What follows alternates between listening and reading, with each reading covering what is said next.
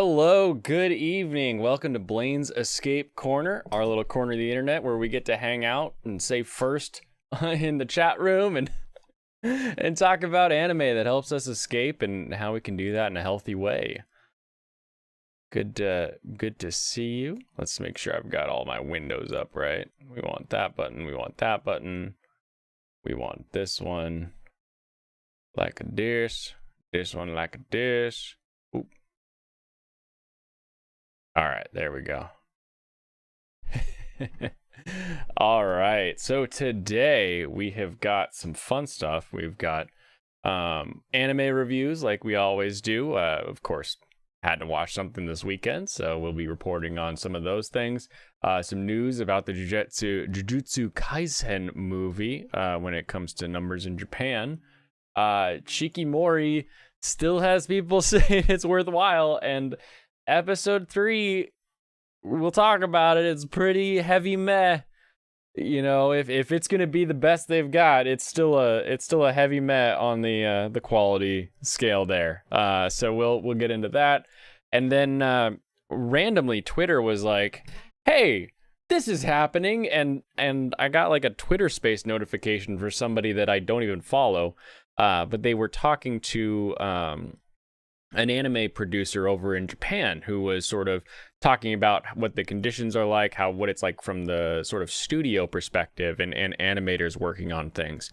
And they've got some pretty interesting views that I caught towards the end of their chat. So I looked a little bit into it. They've got an interview they have typed out in an article that we're going to go through, since I don't want to sit through the whole couple hours of a Twitter space just yet, but I'll dig through that a little bit, see if it's got some info that might enlighten us a little bit on sort of the behind the scenes handshakes with the studios and producers in Japan who are then licensing their works more broadly, because the details of that contract are something I'm interested in from a business standpoint. And I think it's one of those things. The internet's a big place. If I'm interested in something, somebody else somewhere out there is interested in figuring out more about it, and that is always fun to find those people. So hoping we can get some insight on that. But he's got a pretty short little interview. He also is the director on Healer Girl, which I am finding to be quite fantastic this season. So we'll get some of his opinions on that and move into that part of the show. All right, so gotta pour the sake first. I'm running Cherry Bouquet again. Dewazakura Oka. Bouquet or bouquet? Bouquet.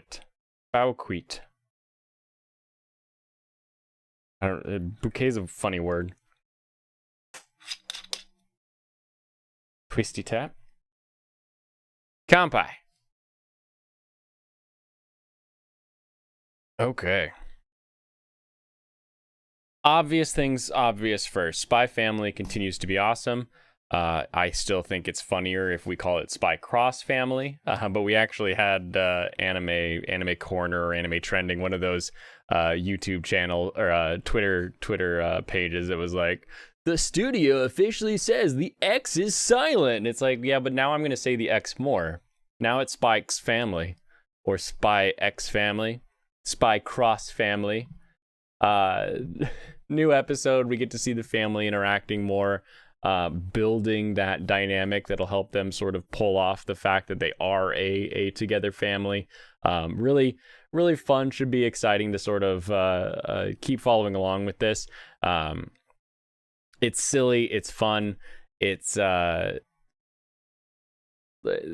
not much wrong with it, and at the same time, I feel like it may start to peak and turn into kind of a meh, but we're not to the school yet, so we're still moving towards that next, okay, let's get on to the next thing, and I feel like episode 4 better get to that next thing, because if episode 4 gives us another let's build the family dynamic more, we're going to build out into like, okay, well now I'm kind of tired of watching them eat cookies and drink cocoa. Let's get to the spy work here. Let's get to the crafting, right? Like Anya's got that telepathy going on. We want to see how she's able to help Lloyd with his mission, because she knows what the mission is and she can hear people and she can hear what's going on. We've already seen her help him by getting by getting your calm down at the idea that he doesn't have a wife, and she's like, oh, I don't have a mom, and it's adorable, right? So I want to see that in the spy context. We've seen that in really not really a high stakes moment, but I want to see that come out in a more high stakes. Let's get the actual thriller part of like spy thriller going in this, because it's so far it's just kind of hey with that last episode. My prediction though is that granny that they helped is somehow going to be connected to their interview. That would be the classic anime style, method, trope.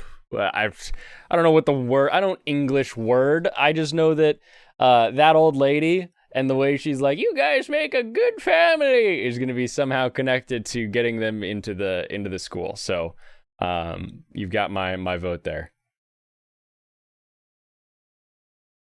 Kunoichi Tsubaki says, hey, I know you were getting kind of bored with the last episode. We've got ninja girls learning to do ninja things in a little ninja village, and we've got a teacher that teaches them ninja stuff, and men are bad, men are scary, men are not good, and we're seeing those Van Dread vibes of we've got men versus women in like a physical combat sort of form.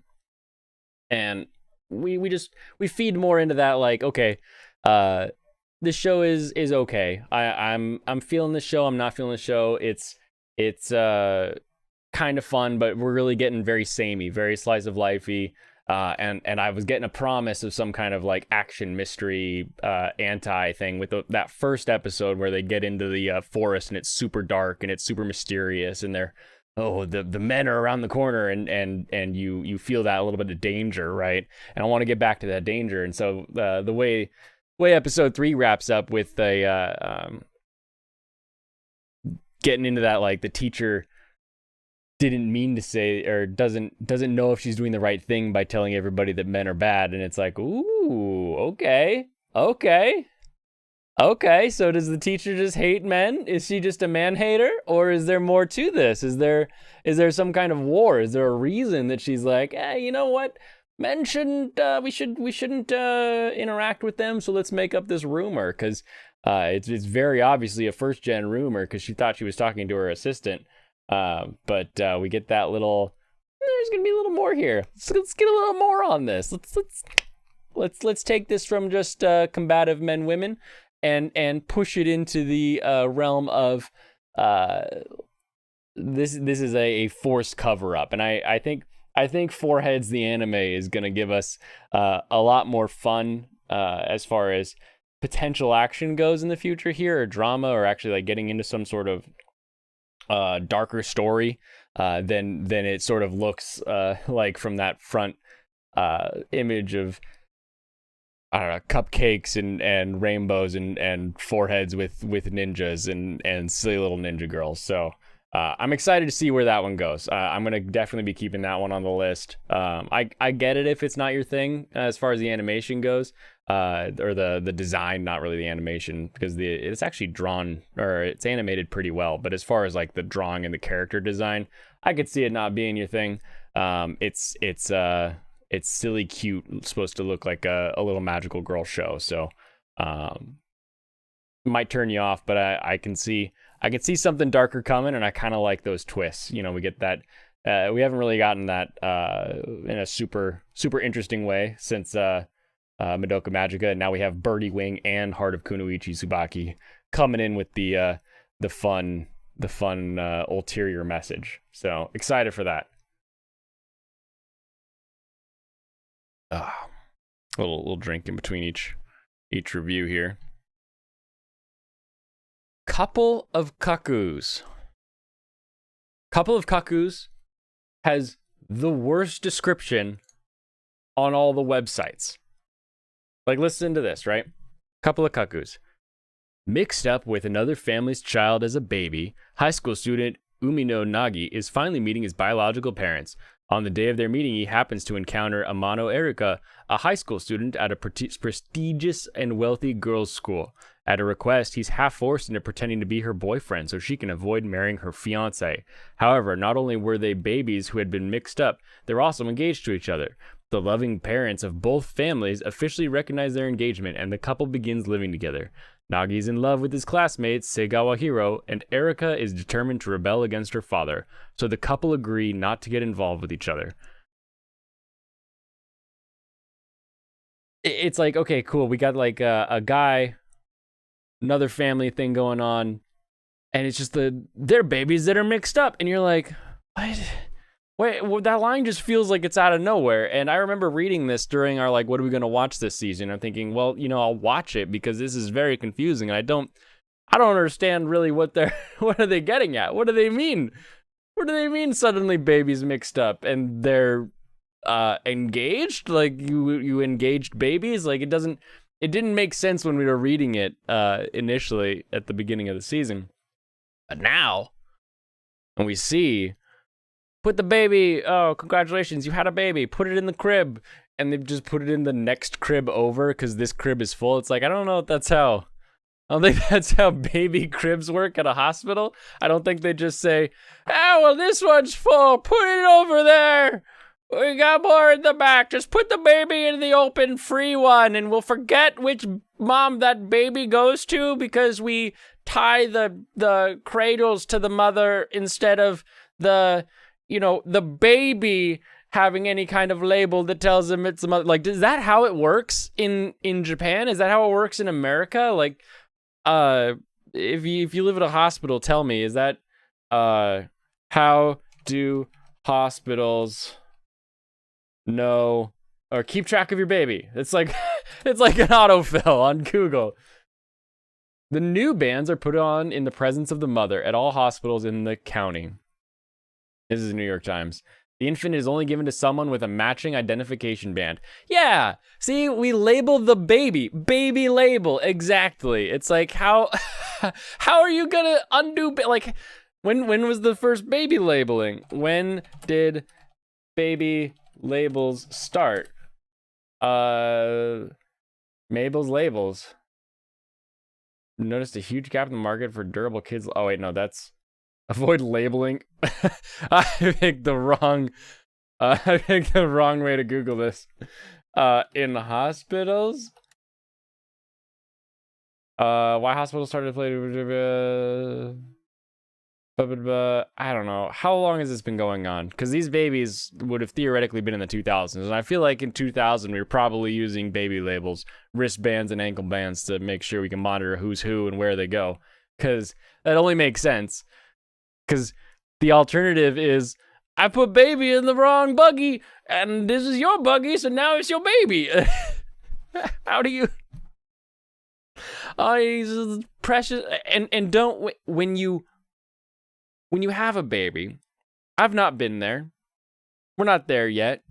But when you have a baby, isn't that like the first thing they say is, it's a healthy baby boy, or it's a baby girl, congratulations, mama. And then they put the baby on so it can clutch or latch or whatever the hell that's called. I don't remember.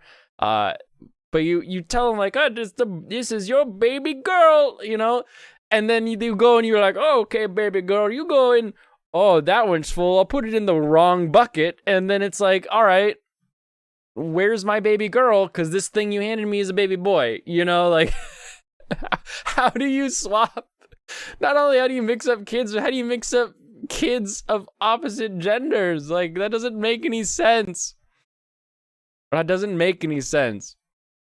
I would think that the doctors would be somewhat of a biologist and be able to tell the difference. Anyway, it's good for a silly thing to put into an anime though. So we can go with it. But it seems really dumb. It seems really dumb as a premise to get your story started with baby mix up, oopsie doopsie. Just so stupid. But as we get into it, we of course have the immediate like, oh, they've got to get together, but they're not getting together, and they don't want to get together. But so, oh my goodness, from the beginning, he lives with delinquents. He lives with great teacher Onizuka. That's his dad, is GTO, and his mom is just some other delinquent, biker. And then he's gonna meet. The timeline's very weird in that first episode. He's like, I'm going to meet my real parents today. I'm not leaving this family, but I'm just curious who they are. And then he goes to study, but he's on his way to study so that he can beat his rival, and runs into the girl. He's like, oh, it's going to be okay. They have a mix up. She gets a photo of him that's embarrassing, blackmails him. And then it's like, oh, well, here we go with, we're going to pretend that we're going out together so that I don't have to marry some other dude that my parents have engaged me to. Okay. And then they hang out for like a day while they try to get pictures. And it's a very long period of time. And you're like, don't you have to go meet your parents? And also, don't you have to like take this test? Like, is there stuff that you have to do? Like, I get that you're like that goody two shoes, and maybe this is the first time you're like really having a good conversation with another female, and you're like, yeah, I want to make this last as long as I can. But we don't get any of that from him because he feels like he doesn't want to be there. And it's like, if you don't want to be there, just go. You said you've got a test you need to study for. Just go, get out of here. But then the blackmail ensues, and you're just like, I don't really know where this is going, because that description originally was so confusing. It is far out. This is far out, Bill. It doesn't. It makes sense when you watch it, but at the same time, when you're trying to think about what's going on, you're like, what are they doing and why are they doing it? And then it turns out like, oh, meet your real parents, and they're her parents, and oh, we're the babies that were swapped. And you're like, how did you swap these babies? I still don't get that. But now they are betrothed. They are promised. They are whatever, arranged, whatever the verb, what's the verbal form of, they are arranged in a marriage coming. Anyway, of course, it gives me Nisekoi vibes, mostly because of his dad being a delinquent. It sort of gives me that like, oh, this could be kind of a fun, who's gonna actually be the girl he ends up with? Because of course, he has his own girl that he wants to get, but he needs to perform well at school so she'll even notice him. And it's like, okay, all right, who are you? what caricature of nerd dream are you? I'm only gonna love someone who's smarter than me. And it's like, all right, I guess. What if he's also an asshole? Like, it seems like a very like singular thing to focus in on that isn't necessarily a good thing to make the choice out of your partner for. Like, that just doesn't add up. That doesn't add up. But he likes her, he thinks she's cute, so he's gonna work hard, and it's like, all right, cool, we got that. And then that very ending where we've got his not biological sister saying, oh, I guess he wasn't my brother. Sort of seals in the classic who's gonna win harem game vibes with that one. It's silly, it's well animated, it's well drawn most of the time. There's a jarring scene. Let me actually pull it up. I'm gonna see if I can pull this up and snip it just real quick, because there is a jarring change in animation that occurs in this show that it stopped me. I was like, go back. I need to see this again. I need to know why this occurred like this. It's right here in the beginning too, is one of the like the weirder parts about it. Okay, here we go. Ba-da-ba-dum. Ba-da-ba-dum. No, we go back. Oh yeah, back a little more. Okay, so we have this. We have this, you know, the classic modern, really good animation. We're taking time. Each one of these little shine daubles is wiggling to show that they're really taking that extra care to make sure everything's you know, perfect. It's got a nice soft fuzzy filter over it. Like everything about it looks great. And she looks up, and as she looks up, this is the robot that she looks up into. How is it you have the same scene that has like half the team working on her tear ducts that transitions into Ajin, the 3D anime boy? And it's just a cut. What I just did in showing you two images is the same thing they did in the actual cut of the show. It's just like, what? Why is he cross-eyed? Why is he so... Who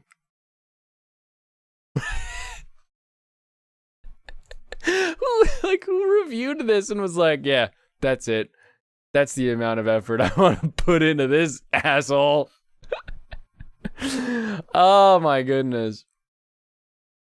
Oh, I thought that, like, I rewound that immediately and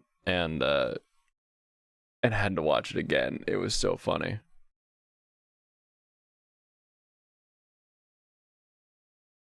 Oh. Anyway, I think the show will be fun. I think it'll be silly. I think it'll end up being one that's it's probably got some I mean if I think about it, is there any other show that's gonna really get a waifu war started? Because obviously we can like compare, like, I like this girl, I like that girl, this is best girl, this is best girl, but they're all in different shows, so they're all competing in like different worlds, different playing fields, different things. They can all get their guy, they can all do their doodlies, but in this show we have that like Nisekoi, where we can say this person versus that person, and we can sort of have those arguments, those debates, the teams, right? The team the hell were all those team werewolf and team vampire crap back in the day? So I think this is the one show this season that could actually get the team sports going, as far as best girls in the same show, to be like, no, this girl should be the best girl, no, this girl should be the best girl. And I think that's a really good way to market your show, especially if you can tie onto that and be like, hey, you should fight for this. Hey, you see that comment they posted? You should fight too. Yeah, I'll foresee this one being pretty popular, but it's gonna have to really dial in to that team sports to really step up to that next level. So excited to see where that one goes. I think it'll be fun. And the fourth, because I actually was able to watch 4 shows this weekend, despite how busy I was doing things. Shikimori episode 3, which is practically its own segment at this point, is what do I think of Shikimori today? Has it gotten any better? No. Has it gotten worse? Not really. Not really. Shikimori episode 3, we have Silly Date Day, which starts out with Ding Dong getting a pair of tickets to a movie, and not knowing what to do with tickets to a movie until he notices that his girlfriend is in the room and going, humph, because she wants to be asked to a movie. Like, how do you... Hey, you want tickets to... I got 2 tickets to whatever movie you want to watch. I can't go because I'm busy. Here. And your girlfriend's right there, and your immediate response isn't, hey, babe, what do you want to do? What do you even think about her? Are you even like conscious that she exists? Are you like what's going on here? I thought you were supposed to be everybody's favorite golden boy of the internet. Come on. Step it up. Let people know that it's okay to say, "Hey, you want to go on a date? We should go see a movie." Then we get Ding Dong putting together his battle plan of, I'm going to do all of this stuff because I have bad luck, and I know that if I take these steps, maybe I can fend off the bad luck, which is nice, but like, he's 14, 15 and hasn't thought of, oh, let me prepare for the crap I have to deal with in a day. And then, of course, the bad luck gets rid of all his preparations. So you're like, oh, look, he's thinking of things to do. Maybe he can fight. And you're like, okay, again, he should have been trying to fight this for years. Why is it now he's trying to, figure out how to get on top of his bad luck? And B, we've seen the bad luck. Crap flies out of nowhere to knock him out. He's not going to be able to prepare for that unless he just goes around in the Bubble Boy helmet. And then it's like, the bubble's going to pop because that's how this show is. It's just like, oh, we got to get rid of anything he does to prepare. And it's like, why are we still messing around and pretending that this guy is any good? Why are we pretending that he's like anything that other than should be studied? Shikimori is not just a cutie, is what I am ranting at right now. Michael DeLuca the third, tomato, maybe. I'm on a spirit quest to tell people that show sucks. That Shikimori is not. They're not a healthy couple. They're not a good couple. They're not fun, but the internet says they are. And we can get deeper into this one. I like straight up. I literally like. I've got a review here that's like, oh, let's do this one. Meep, meep, meep. There we go. Get out of here, cookies. You're like, oh, he's thoughtfully trying to prepare. And you're like, what? Why? But at least we find out why he has bad luck. Because his dad is like the prime minister. And he married someone who looks much younger than him. It's like, oh, that's why his life is all messed up. Because he's like the demon spawn of a tanuki and this poor woman who was cursed by death. Anyway. I straight up, I've got this review I want to go through. Because they're talking about how he's much more thoughtful, trying to prepare. I don't get it. He's not cool. He's not fun. He's not funny. He's got no passion. The constant comparison that I see online is that Marin and Gojo from Dress Up Darling are great and awesome couple, which they are, and that Shikimori is great and awesome couple in the same way. And it's like they don't have passion. They don't have anything they're interested in. They're not working together towards a goal other than, I have bad luck and I'm going to protect you. And it's like, that can't be your whole relationship. You can't build an entire relationship off of, I'm going to protect someone. That for everyone who said, finally, not a toxic relationship. It's like, that is definition toxic relationship is one based on one of the people having to constantly protect the other person, which is a line in this episode. So it's like, banal as the episode is, they straight up say, I'm going to protect him. And it's like, that's not a relationship. Now you're just a bodyguard. Why? And I'm not saying you shouldn't like stand up for your partner, your wife, your husband, whichever side. If you're in like a situation that calls for it, like, of course you should stand up for them. You should protect them if they're in danger, that kind of thing. But when your entire relationship is based around, I'm going to protect you. I'm going to protect you from life. That's how people get chained up in basements. That's how people get stuck in closets for their entire life and forget what the sun looks like. Like that's not how you create like a healthy relationship in any way.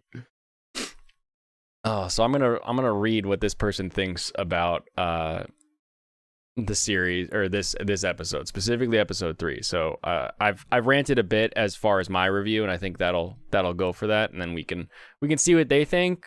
And then I got someone else who thinks that Shikimori is some kind of tsundere, and how that may or may not make her good or bad. And I don't know how people keep coming up with this content. Like, I'm coming up with content based on what other people are saying about it, but how are they, like, every day they're like, you know what, I gotta say that Shikimori is pretty dang good.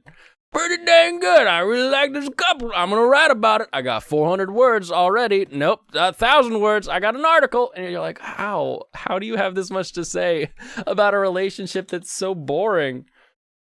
Oh my goodness.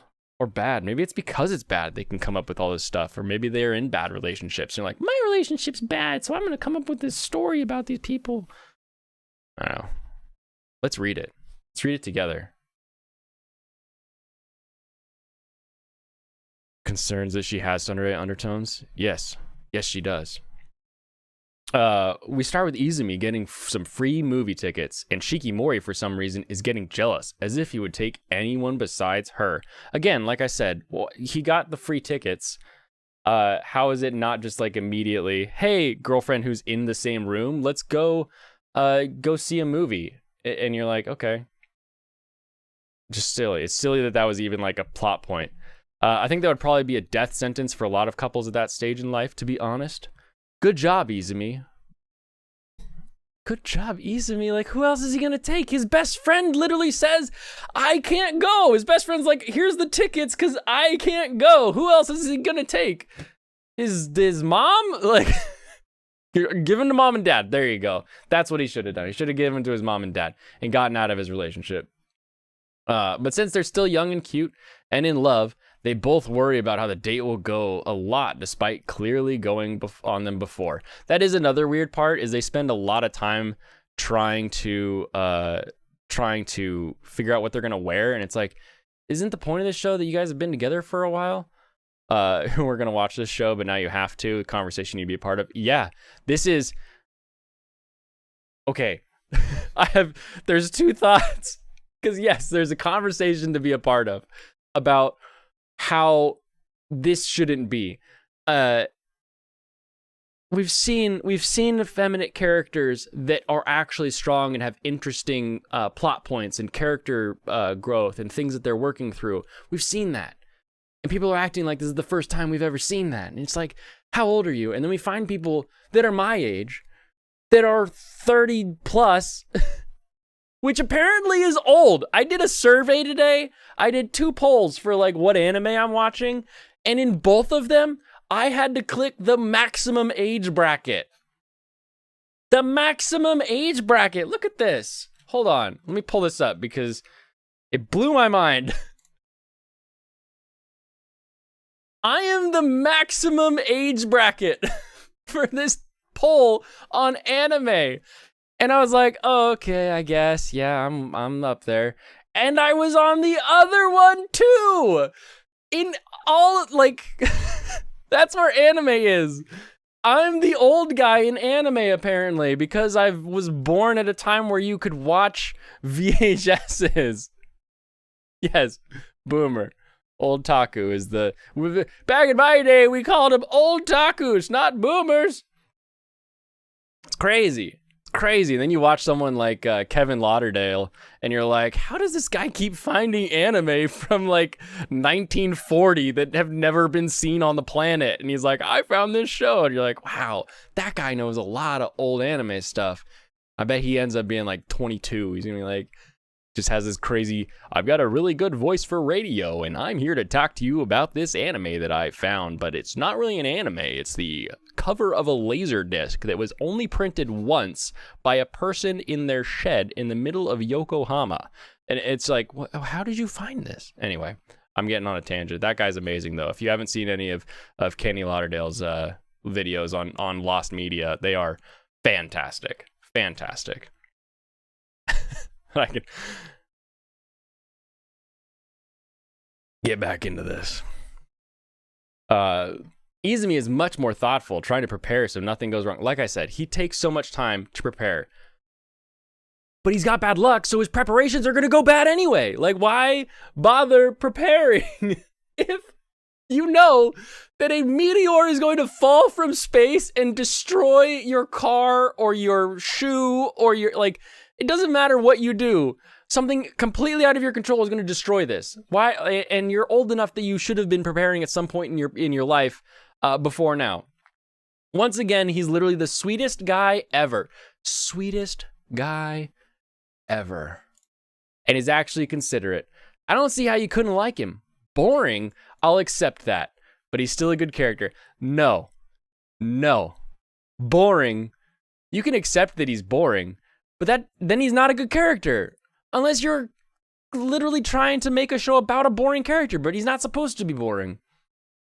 Shikimori much more worried about how she looks and acts, reading a book about how to be cute without trying too hard. I hate to tell her, but reading that is a pretty solid start. I hate you. Old animes are the best. The beauty of old anime is that when you watch new anime, you're like, I've seen this one, I don't need to watch it again. Oh, I know where this story's going. You're like, oh, I don't need to follow along. Or you watch old anime and then they're like, we're gonna give you another season. We'll give you a few more episodes of Ikitosen. And you're like, oh, I never thought I'd see the day. Woo! Elfin Lead lives again. I can't believe Studio Arms is coming back just for an Ikitosen show. But I can't wait for it to release. So always fun when you get some of that stuff. Some normal stuff happens. Normal stuff happens. You know, like Izumi being dumbfounded by Shikimori's cuteness. But the much bigger thing is that this world has an Arnold Schwarzenegger ripoff called Alman Schwarzenegger. That's a classic anime. They always have an Arnold something. One of the movies they're deciding if they want to see together. Just thought that was important information. Sadly, they don't choose the Almond film, and Shikimori goes in for a It parody, which is actually pretty funny because it's just like an evil clown, and you're like, okay, cool, evil clown show, whatever. And then Izumi's like, oh yeah, I can do it. He acts cute by wanting to be manly and comfort her and stuff. But you know how this romance goes. He's not going to be the one doing the comforting. Yeah, Izumi couldn't take it, but they still got to hold hands. I don't know what, like, should I use a sarcastic voice for this? Because it doesn't feel like someone really believes any of these things. Like, this wasn't written by a human. This was written by, like, a marketing department, you know? It's cool to see how they actually fleshed the movie out more here and made it into some kind of parody, because only like one panel of the manga is dedicated to it, and it's nothing like what is shown. Really cool to see, and something that is only an anime could do as well. Really. When we then somewhat forcibly, if you know the material, roll into the next segment, which is when Shikimori has dinner at the Izumi residence. Again, they run into his parents, and you're like, okay, the parents are here now. And then they have dinner. He falls asleep. I forgot that he falls asleep. Answer this for me. You're in high school and you have a girlfriend. You go to a date and then you can't go to the place where you wanted to have dinner. So then you get brought back to have dinner with your parents. Because your mom wants to make a meal because you don't have your wallet because you have bad luck, blah, blah, blah. You know, it happens to everybody. And you finish this meal and you and your girlfriend are in your house and you finished a meal. Are you then going to fall asleep? Are you going to go on the couch, lay down, and pass out after eating a meal? You know, I don't have narcolepsy or anything like that, but like... Is that a thing that people do? They're like, my girlfriend's in my house. You know, I'll just go to sleep. It's okay. But this article is trash, Michael. But it's all of the Shikimori articles are like this. All of them. From multiple writers. Like, I've read 2 articles from the same writer back to back because he released 2 articles in one day on this show. But beyond those two, they've all been from someone different every time I read one of these. And they all sound like this. Like, everybody on Twitter is like, this is a bisexual couple that I could dream to be. And you're like, how? That doesn't even add up. If you got a guy and a girl and they're together, how are they bi? That doesn't make no sense to me. I may be a boomer, but it just doesn't add up. And all of the articles, all of them are like this.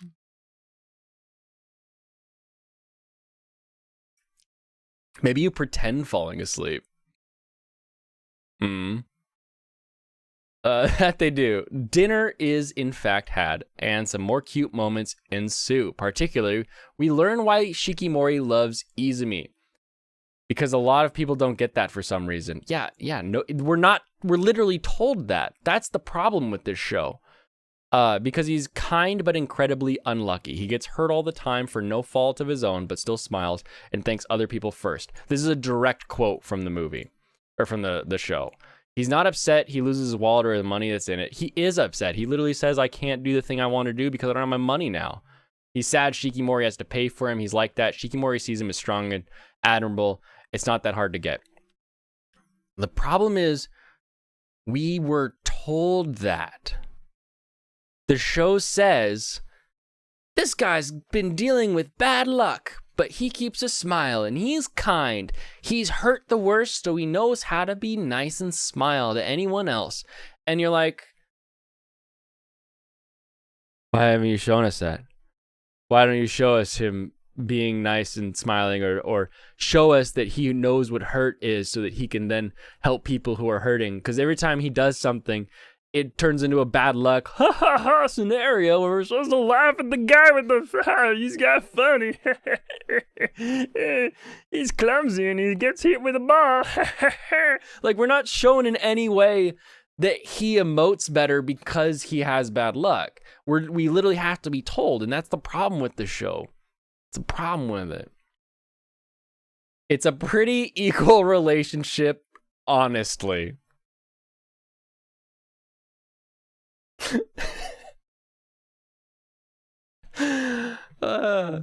They both do quite a bit for each other and are always striving to be better and make the other happy, by one saving the other person from constant concussions and injury, and the other being the victim of constant concussions and injury.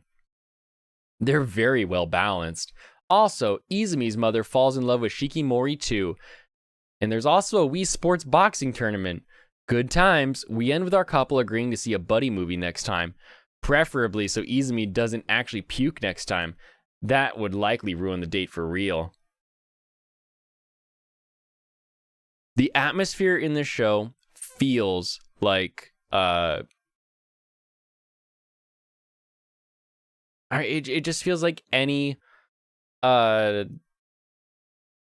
slice of life, like school show. Like you're not given any sort of like intrigue about like, oh, the school's interesting or their friends are weird or anything like that. Or, you know, there's nothing kind of behind the scenes that it feels like is going on, which would be different.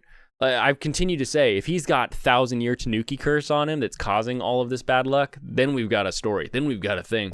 But like half the time, the show tries to feel like a what is the anime where the guy suplexes a deer? Hold on. I always like to close the window when I Google something.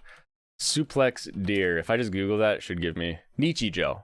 Like half the time it tries to be a Nichijou with the way that like the bad luck occurs, and it's like, haha, look at the funny, he's got the bad luck. And then the other half of the time it's like, oh, look at her, she's really cool and she's doing really good at a thing. And it's like turns into like a sports anime anytime like she's on screen to do something. So it's very, very interesting with how it goes back and forth.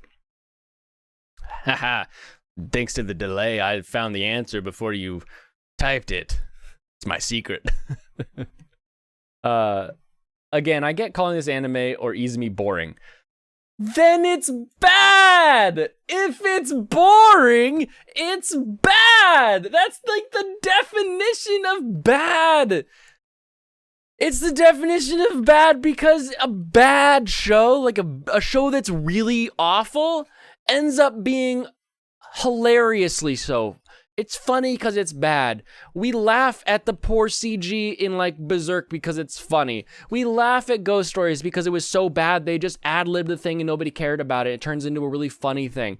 We love bad shows. Bad shows are good. Trash shows. Shows that we know this protagonist is going to be OP every single time we see him. I know he's going to defeat that demon lord. I know that he's going to get a harem full of girls that all kind of fight over who gets him, but at the end, you know, he's just friends with everybody. I know how that trash anime works. I know that show. I love that show. I will smash gallons of popcorn while I watch that show.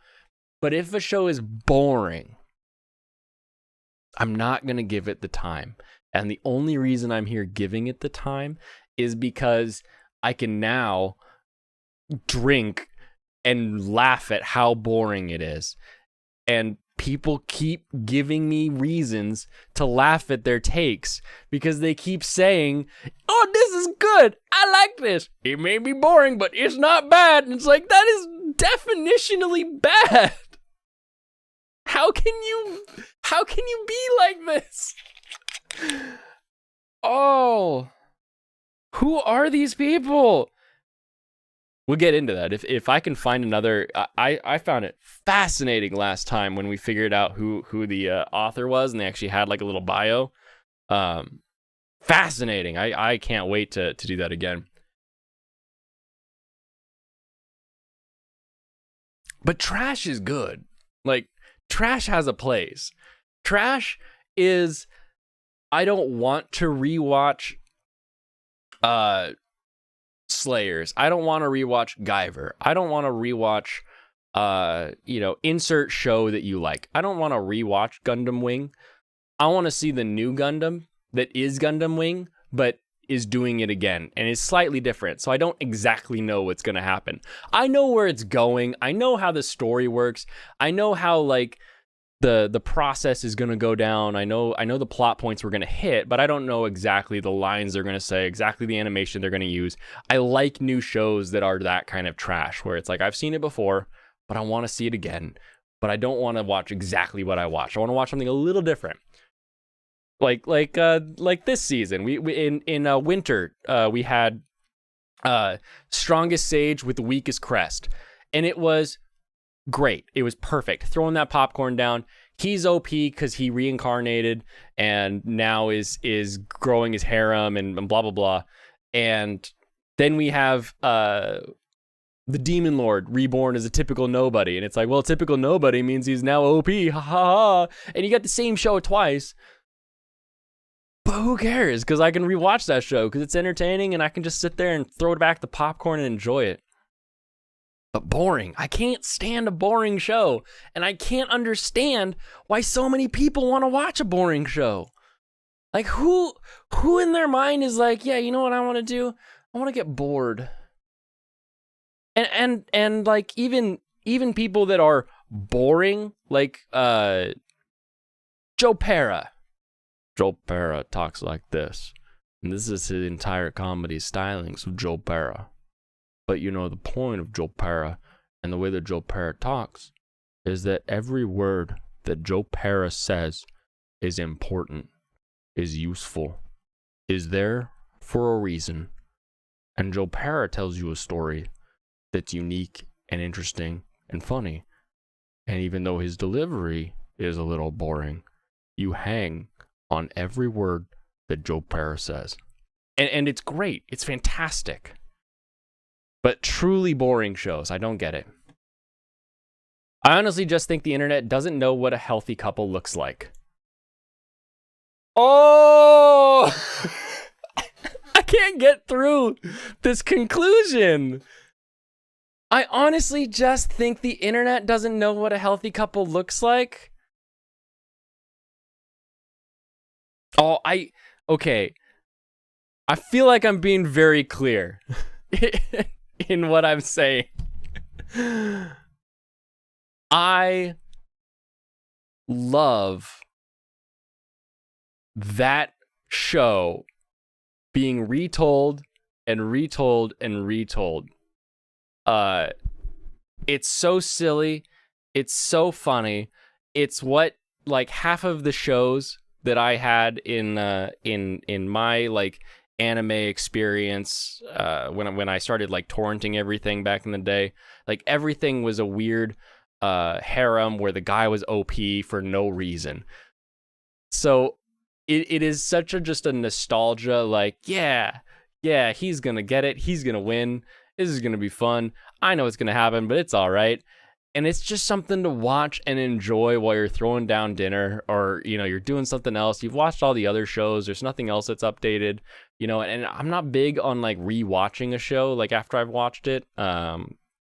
So I'm not gonna like go back and watch, a better show again. I watched that show. I don't need to watch it again. I'm not that kind of guy. So I like rewatching these things in these like I know how it's gonna go. And sometimes it's just there. It's just on. It's just funny. It's like watching reruns of The Simpsons. It's a new episode. But the characters and the antics, how it's gonna go, and maybe you've seen it before, but like back in the day we used to have gathered around the 26-inch CRT screen 20-inch. 26 was the first TV I actually bought, which was like an LED that was huge compared to that thing. But yeah, no, I enjoy it. I don't like it. There's a very specific difference. I understand it should be rated at a 4 out of 10, but I still will watch it. What I don't understand is how you can be online and see, like, I have not seen anything online that tells me that they aren't the best couple ever. Like, everything I see it getting all this hate, but they're actually a great couple. And it's like, where is the hate? I'm the one spewing the hate, speaking the hate, commenting the hate, but I don't see any of it. Is like, did Elon already change the algorithm? So now it says whatever you hate, it shows you. So since I hate it, it's going to show me people that like it. Is that how it works now? Hell, if I were an anime girl, I'd date Izumi. Probably want to step on him. He's super sweet. I love the guy, but every romance lately has had a really good male lead has been hated by a section of the community, so I don't really know what to say. Opinions are opinions. I feel like I've been very specific about my opinions and why he's not a good guy. Good episode all around. I'm starting to believe the rest of the series will probably continue to have great pacing. I'm really impressed by how they're altering things, and the only reason I know that is because I read the manga, so I feel like people like me will get even more enjoyment out of it, while the anime onlys will get a smooth experience. I'm impressed and looking forward to more. Cute couples are cute. Thank you so much for reading. Who wrote this? Who are you? No? You're not gonna give me an about? You're not gonna give me an about you? How, like... Oh... Yeah, who are you? Let me know. Oh, wait, maybe it's at the top. Jacob, your friendly overlord. Okay. Got him. All right, Jacob, my friendly overlord. I want to rant a second on this last one you said. Every romance lately that has had a really good male lead has been hated by a section of the community. If you make a character that is good, if you make a character, somebody somewhere is going to hate them.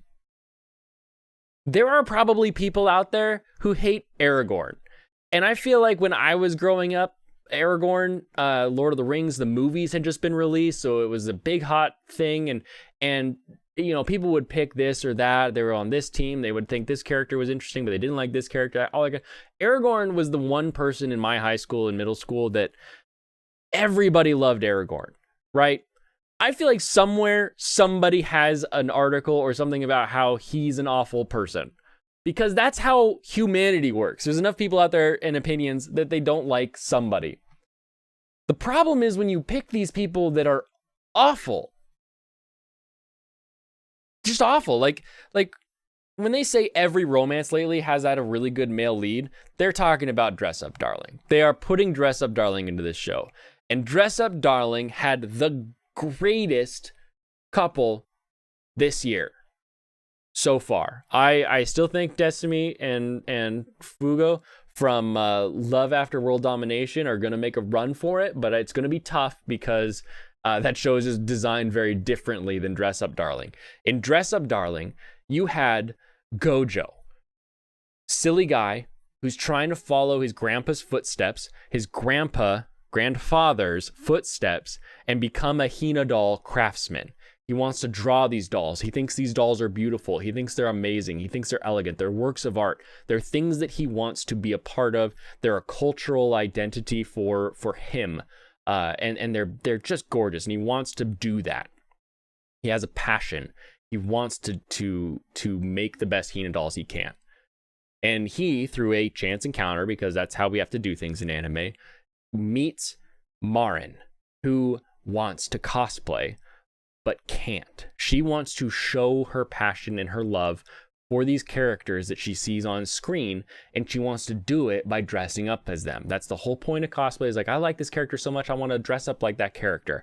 I've done cosplay. We all know what that's like. We all enjoy that, and that's what they're going for.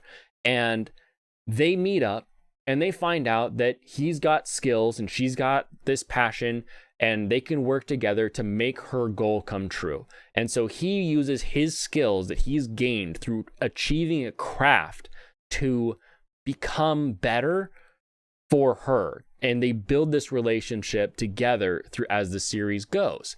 And you have two people pursuing their passion and going after something and building craft and doing something that builds their relationship and brings them together. And people say, well, Marin pays for things, so she's like the mommy dom, so it's all he's kind of a gay boy, and that's okay because he's nice, he's soft, he's gentle. And it's like he's not. He's literally pursuing a craft that his grandfather does, like the epitome of masculinity in a family structure. Grandpa, follow grandpa. What does grandpa say? He's going to show you how to do it. He's going to teach you how to do it. And he's following that, and he's pursuing that. And as he's helping Marin and gaining these experiences and doing more stuff with her, his doll craft becomes better, and he becomes better as a person. So he gets to improve. And so far, all we have with Izumi and Shikimori is Ding Dong with bad luck and a girl who can save him. And it just, it's not a relationship. It just isn't. I'm so glad that you said that Love After is so good so far. I love it. I love it. It does a bunch of stuff right. It is my nostalgia because I grew up on the original Power Rangers. I had a red Power Ranger stuffed growing up with like the plastic head that your sister would grab and whack you with, and we can move past that. But I love Power Rangers, Rita Repulsa, General Z. It was so great growing up. And then so you pair the modern anime Power Rangers, the Gelato Squad, with the idea of what if Rita Repulsa was more like Rita Hotness, and we could make a situation in which they fall in love, and you're like, I'm about this. I'm in for it. Let's do this. Let's see how this goes. And it is so fun so far.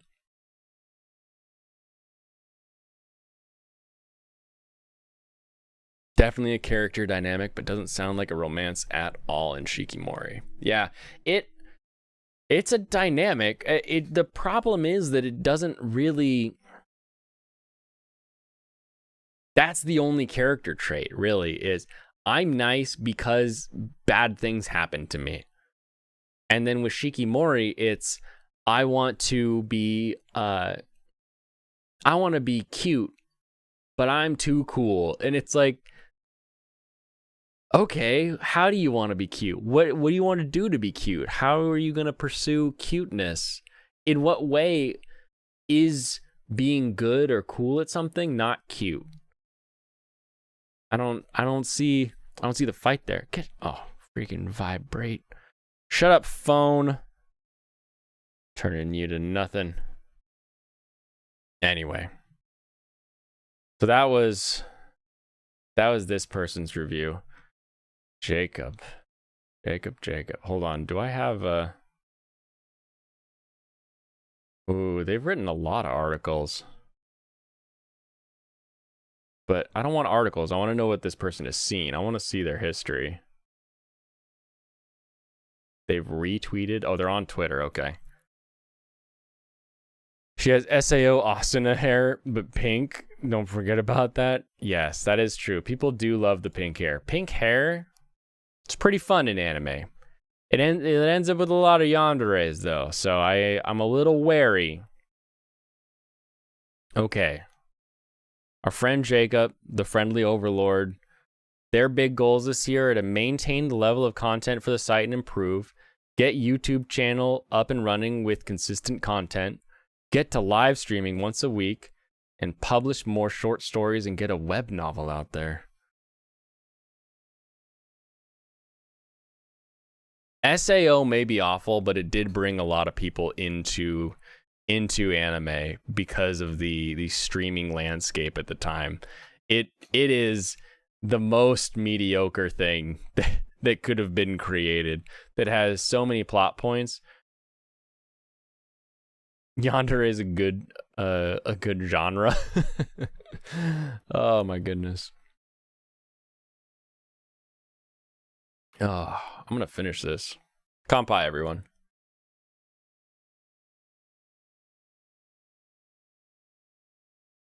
Everything in this person's timeline is anime drawings and TikTok stuff, and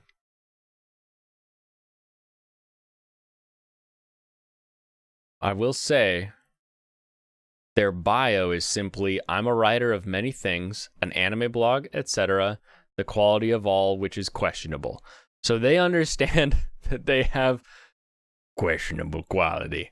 So I think we're on the same page as our friend here. So friendly overlord, you know what? You don't have a lot of followers, but I'm going to follow you. You got more than me, though, so that counts for something. Speaking of yandere, in a way, because I made it that way. Number 2, because I want to keep this train rolling. Shikimori is not just a cutie. Is Shikimori a tsundere?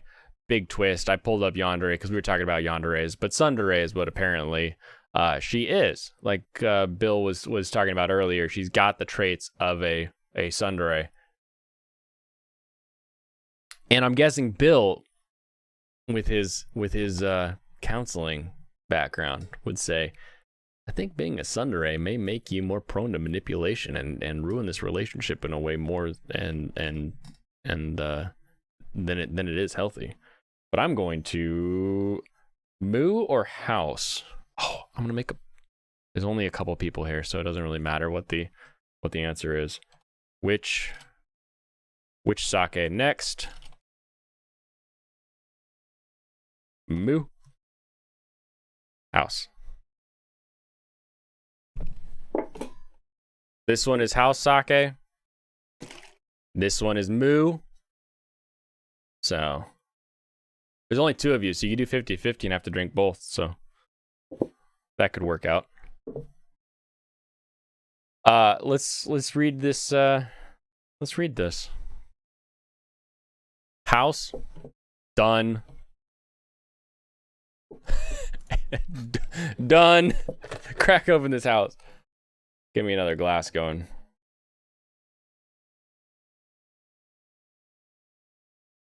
I love the house sake because the whole point of the carton is that it looks like the warehouses that they store sake in when it's aging, and it's just really a fun, interesting look. Sawanotsuru Junmai Sakagura. Really, really a good one. It's good room temperature. Warm, it's okay. I like it a little more on the a little warmer than room temperature phase, but you know, sometimes you can't be picky, so I'll just take it at room. Let's keep the Shikimori hate flowing like the spice. Also, spoilers! You care about a bad show, spoilers. Oh, wait, hold on. SAO may have brought me in, but hot damn, it peaked at episode 4. Yeah, yeah, it did. It peaked very early. Very early did it peak. It stayed boop,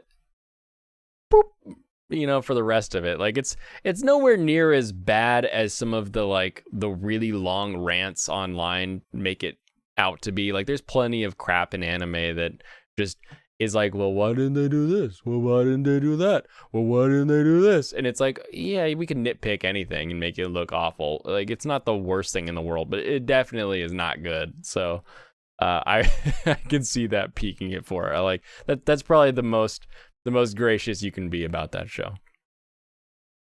And Bill, we'll have to plan something here in the next, maybe then when the next episode drops, we'll plan something for next week depending on your schedule to chat about it. Because I wanna see. I've talked to two different clinical psychology majors who are interested in how people's relationships work. One of which worked in actual I'm gonna have to hold this person because they're having an episode. And Bill, I don't know your full backstory, unfortunately, so we can get deeper into that. But I two of them who both agree with each other based on me talking to them individually. So I'm excited to get into that to get a little deeper into. Let's analyze our anime on a level that is uncomfortable. A new spring 2022 rom-com anime, Shikimori is not just a cutie, is about the relationship between the cosmically unlucky Izumi and his girlfriend Shikimori. What makes the titular lead unique in her genre is that she often comes across as more cool than cute, more awesome than adorable. Shikimori's stoic protectiveness of Izumi makes her more like the protagonist of an action thriller than a high school romantic comedy. Even so, there are certain classic rom-com tropes that might apply to the unusual heroine. I think Marin had a lot of cool moments, especially when she was like, Mama brought the paycheck. Like, that was a cool thing she did. Like, this is sort of a weird statement that it's just weird. Unique in her genre? Like, it's not that unique. You watch Slayers, Lena Inverse is the coolest thing in the world. You watch Evangelion, Asuka's the cool one. Shinji's not the cool one. Rei's not the cool one. Asuka and Misato are the cool ones. Unique in her genre. Get out of here. The term tsundere essentially describes a character who starts off aloof or aggressive, but reveals a warmer side to their personality over time. However, it can also be used to describe the characters who change back and forth rapidly between being aggressive and being affectionate. Ooh, that's a bit bipolar of a definition there. I don't think that's a good tsundere, actually. That's probably just a bad person who's very angry. Unique means nothing. That is true. Unique doesn't really mean much. They're unique. They've got pink hair, blue eyes, and they are in an anime where they're not trying to stab somebody. That's unique. Given Shikimori's often changing personality, it makes sense for fans to wonder if she counts as a tsundere. Here are some ways in which the term may or may not be applicable to her. Especially when they're about to break down how they are a stereotype.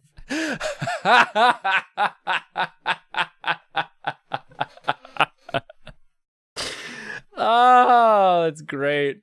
This character is so unique. Look at how they fit in this shoebox. That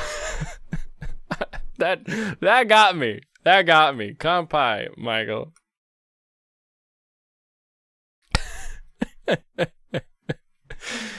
Oh my goodness. Shikimori is not just a cutie's lead, has two distinct sides to her personality, and only two. Whereas Tsundere characters can be both harsh and kind, Shikimori can be both cool and cute. Like a typical Tsundere character, one side is more friendly and positive, while the other is more intense and aggressive seeming. In episode 1, Shikimori pouted when Izumi mentioned that she is sometimes not cute, then revealed that Shikimori's cool side is one of the things he loves about her. He encouraged her to beat his poor score when they went bowling together and said, "I'm in love," when she kicked away a signpost that almost fell on him.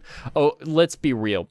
She magic super mega roundhoused a falling neon sign and saved his life.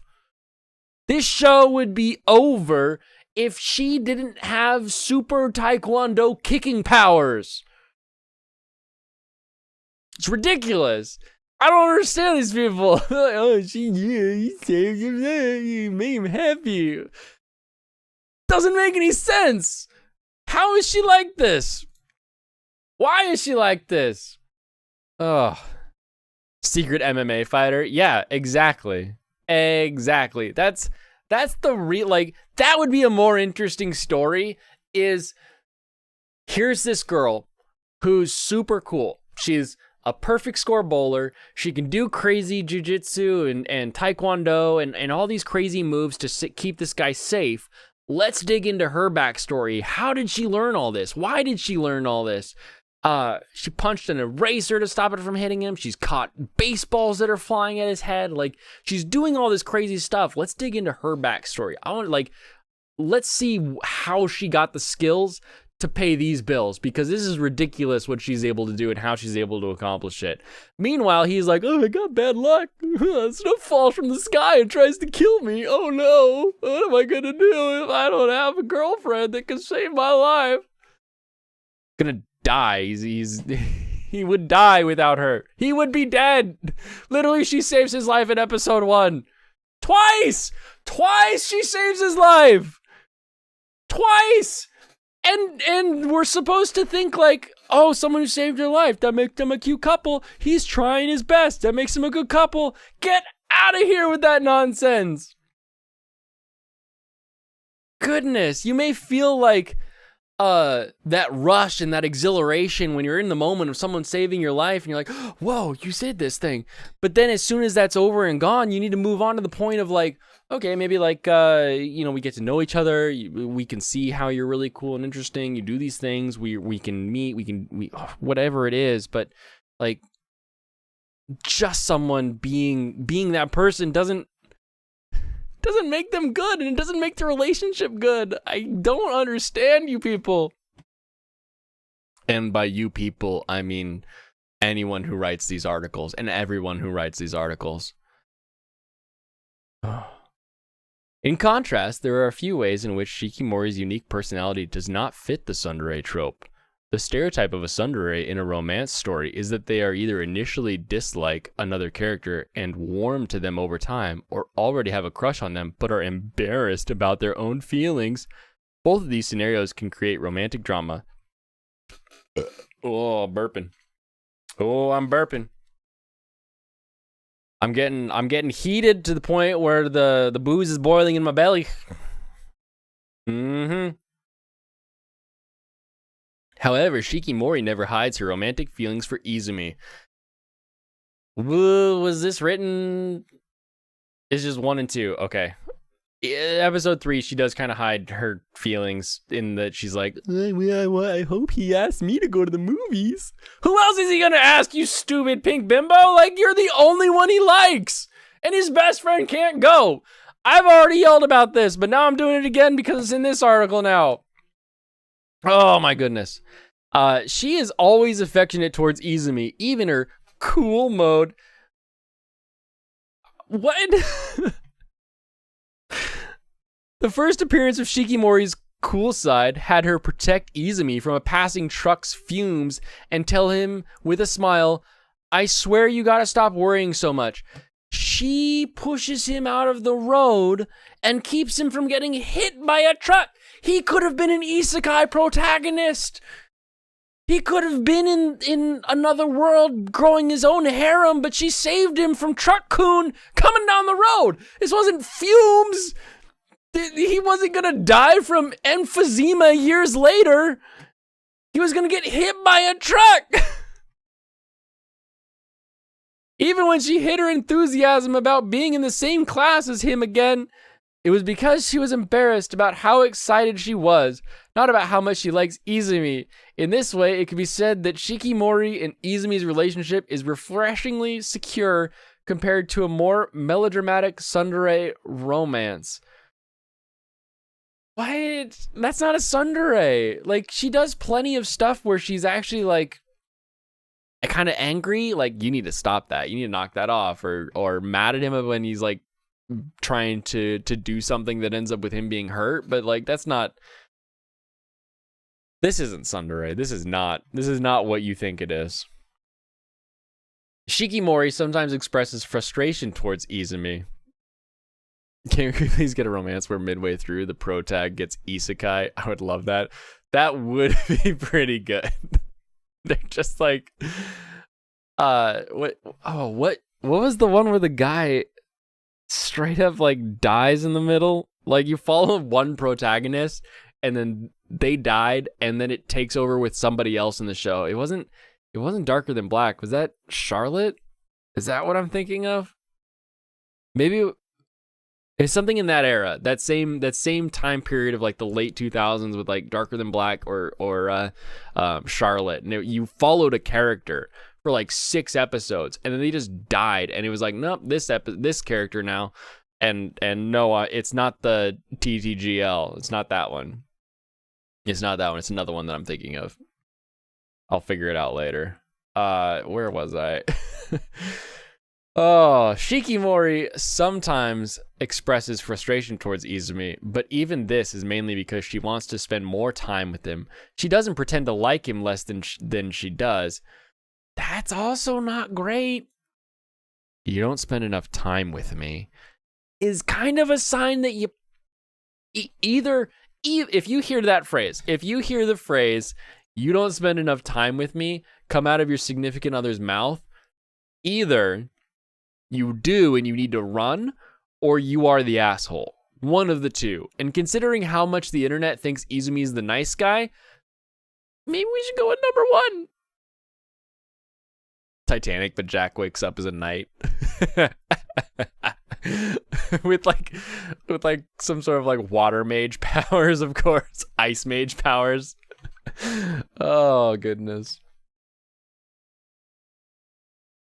In episode 2, she accused him of spending more time with his friend Inuzuka than with herself. She did this with an intensity and conviction, but not so much that it was as if her personality had changed. Being calm sometimes and jealous and angry at other times doesn't necessarily make Shikimori a tsundere. It simply makes her human. Yeah, okay, but why was he hanging out with Inuzuka? Because you were busy. Because you had dominated, like you did good and you were spending time being there for your fans. And you're like, oh, you spent too much time with them because you're busy, because you're out doing other things. Ugh. She may not be aggressive towards her romantic interest like a stereotypical tsundere, but she has shown the potential to be aggressive towards other characters. In episode 1, Shikimori overheard a group of boys implying to Izumi that she was too good for him, much to her dismay. A sharp stare from her cool side was enough for the boys to collectively scream in fear, jumping when she slammed the door on them. When Shikimori was seemingly jealous of Inuzuka protecting Izumi from an errant volleyball in episode 2, another intense stare left Inuzuka in a similar state of fear. So relatable. So relatable indeed.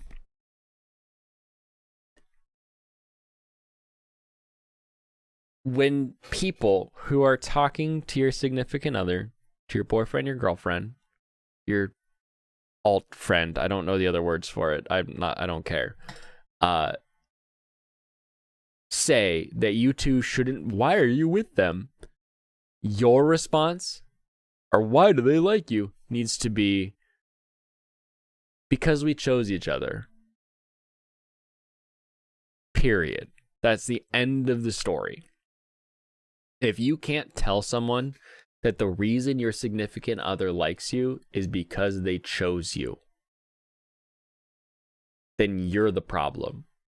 And the fact that Izumi didn't stand up for the fact that his girlfriend likes him and just said, "Oh, yeah, I have bad luck," shows the problem with Izumi as a character. And the fact that his girlfriend could hear this and was like, "You guys are assholes," and slamming a door shut, it just compounds on the situation. Oh my goodness. And the scene where Inuzuka, who I think is a kitsune. I think he's a kitsune in disguise. Like, they can change form, they can become human because he's got that snaggletooth and that yellow hair. I swear, if he's not a kitsune, and then Izumi's dad isn't a tanuki, and they aren't like battling for a 1,000-year curse that has cursed everyone that the tanuki has married and their line, then I don't know how this show could ever be good. But Inuzuka protects him from a volleyball, and Izumi looks up and is like, "Thank you," and it's this freaking BL scene of like, "You saved my life." That's what she's giving a harsh stare at. Not the fact that he saved him. Of course she's gonna like that her boyfriend is still alive. Like, she wants him to be alive and unharmed. She just doesn't want him to fall in love with someone else who protects him. Oh my goodness. I just found another part of the relationship that is awful. Her only source of comfort in the relationship is that she can keep him safe. And if she's not the one keeping him safe, then he doesn't need her. And if he doesn't need her, then the relationship falls apart. I just found another reason why this show is stupid because of this article trying to tell me that it's good. Oh! Who are these people? Kampai! Oh my goodness. I'm warm. I am heating up. I hate that I'm in the top floor of this building. Whew. And by building, I just mean home. I just hate being in the top floor of this house. It is very warm, and it's gonna get warmer. Starting a stream career in April was probably a poor choice because I've got summer coming up, and I'm gonna have to have like an AC unit that isn't gonna get caught on mic. Oh my goodness. Let's continue. Shikimori is clearly capable of both fury and fondness, but doesn't gradually move from one to the other in the story or oscillate unpredictably between the two. It seems clear from the Shikimori's Not Just a Cutie's first 2 episodes that the Tsundere appellation doesn't fit her especially well. No shit, Sherlock! Oh! They figured it out! Even so, it is a term with many definitions which have changed over time. So it's understandable that fans could see this cute yet cool character as another evolution. Tsundere or not, Shikimori is making her own way as one of the most memorable new anime characters of the season. I hope people... And it's another person. This is a different human. This is a different human. Claire and McGee. I gotta read their thing.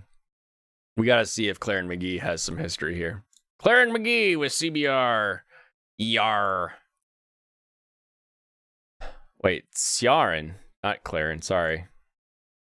Ciaran? I don't know how to say your name, McGee.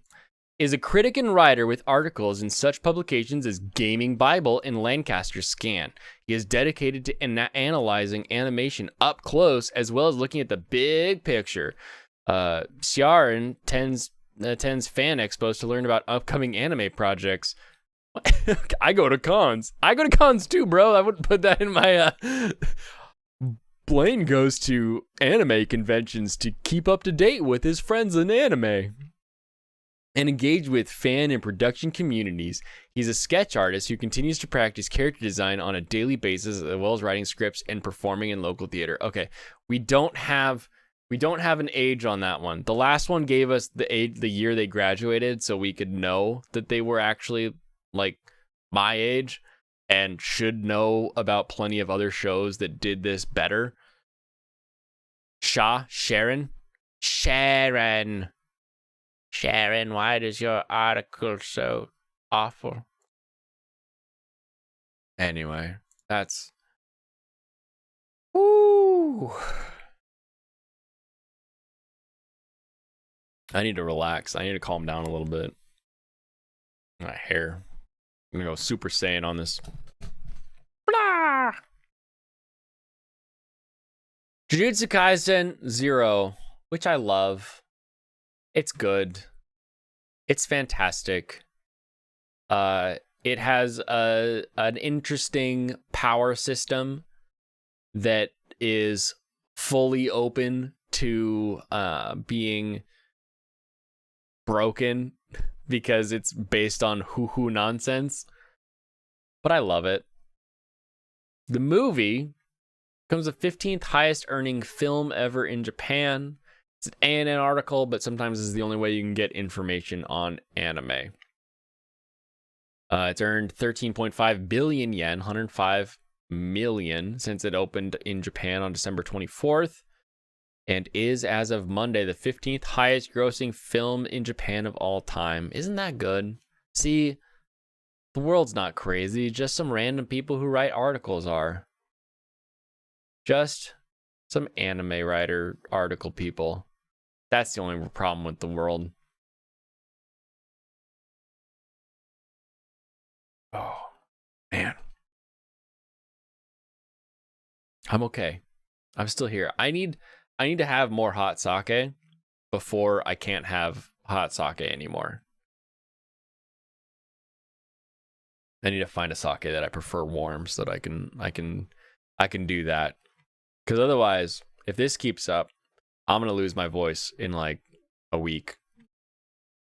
I thought this would be fun. I thought this would be like, yeah, we'll talk about anime. We'll talk about like how, we can escape with anime and like the way to do it healthy, so that we build a community around talking about how it's enjoyable and cool, so that you don't close off like the classic otaku neat stereotype of like, I only watch shows and don't talk to anybody about it, and I'm unhealthy and all that stuff. And I want to make it this healthy community thing, and I find myself I find myself shaking fists at clouds, but the clouds are clowns on Twitter and all these websites that are posting their ideas and thoughts, and man, maybe the community is wrong.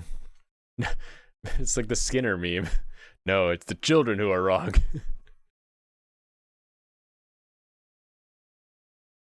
I played a game called How Much Can I Drink Before My Friends Arrived to take me to see JK0. They were an hour late and you slept halfway through. Oh no! Oh. I think that the movie theater was an awful place to see the movie. If I'm being honest, I think you needed to watch that movie with the lights on and lots of friends who enjoy anime talking about, like, you needed the whoo to be like happening when things were happening in the show. I think it needed more interaction. I think a dark, dimly lit Western movie theater was not the way to watch that movie. It's very fun. It's very enjoyable.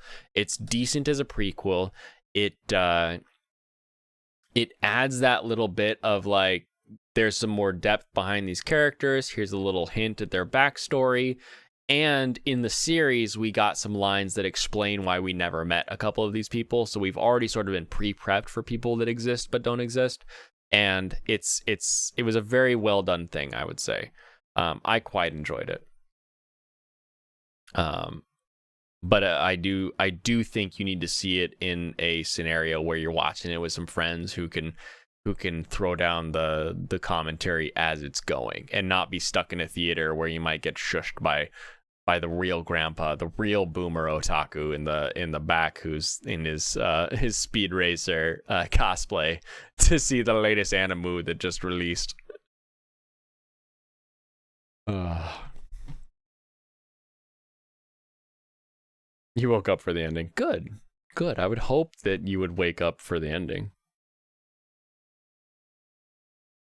I mean, if they were an hour late, I don't know how you were playing, but I can drink a lot in an hour. I don't think I'd remember. I don't think I'd be safe to move. You'd probably have to take me to a hospital, not a theater, if that was the game. Because it's like when our friend got that Costco breathalyzer. Costco is like the big box store. I don't know, is that nationwide yet? But they got a breathalyzer, and it was like, high score, baby! Woo! Oh, I can't do that anymore. I cannot do that anymore.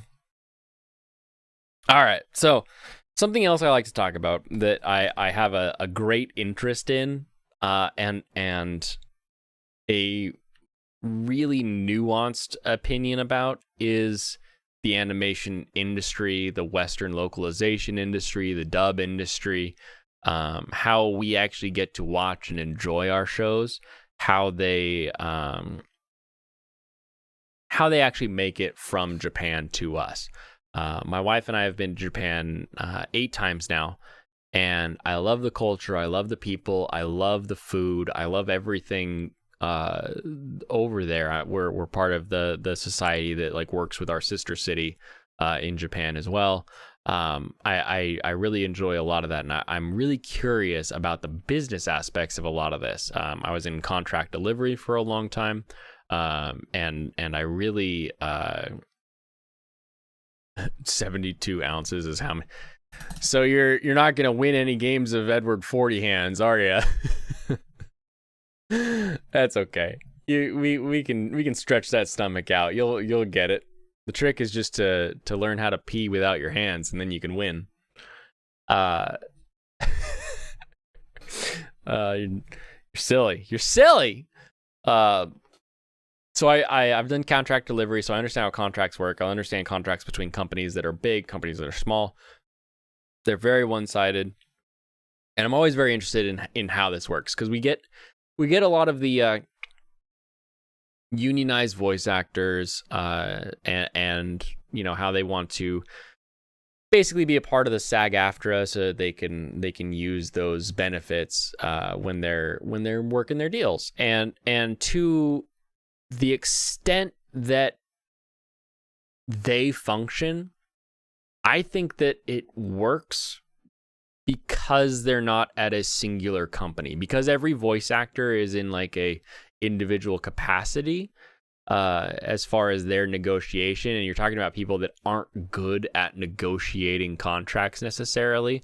They don't know what they're worth, they don't know what the average is, they don't know what they can ask for, they aren't in that position to say this is what I need. And if they do say that, there's somebody else who's ready to speak into a microphone that will do it for cheaper. And people don't really know what they're worth to be able to fight for that. And so because you have that sort of situation, like I think it's one of those industries where you're like, yeah, I think you need help negotiating these contracts. And if that help comes from unionization, maybe that works. But I'm always interested in like where does the money come from? Where does the money go? How does it get distributed? How does it get spent? Because we see movie contracts all the time that are, you know, so and so made $300 million at this movie. They got paid $20 million, then they made an extra $80 million when it hit the box office. Like we see all these crazy numbers, and we know what studios are paying for licenses when they go under, and we can see their bankruptcy records. But what does a lot of that look like? And I found a space from fullfrontal.moe, which is not a thing I thought would be a website, to be honest.